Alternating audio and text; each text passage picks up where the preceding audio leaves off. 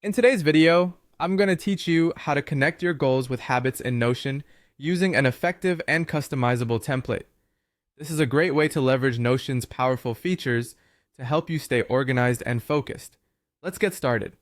The first thing you want to do is to open up Notion and create a brand new page. You can name this page Goals or whatever feels most appropriate for your task at hand. This will serve as the foundation for connecting your goals with the habits that support them. Think of this page as your control hub where everything comes together. Now that you have your dedicated page, we're going to create a database. Start by typing /database, then choose table from the drop-down menu. This action will initialize a new database table where you can neatly organize all of your goals.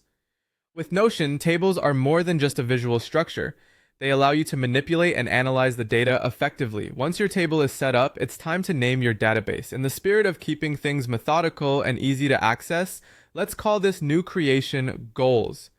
Make sure to give it a name that's intuitive for you, reflecting the purpose this database serves. Clarity is key when you're creating structures that you'll be interacting with regularly. Your database named Goals is now ready, and this is where the fun part begins. Within this table, you can list out all of your goals, whether they're personal, professional, or pertaining to any other aspect of your life. Consider adding columns to detail each goal. These columns might include categories such as target completion dates, priority levels, or perhaps specific milestones along the way. Think about each goal and the habits necessary to achieve them. Notion's flexibility allows you to link these habits directly to your goals.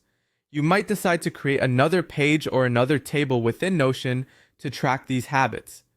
By doing this, you can set up relations between the goal dataset and the habits dataset, allowing you to see which habits contribute to which goals directly. This step will require some customization, so feel free to play around with it until it feels just right for you.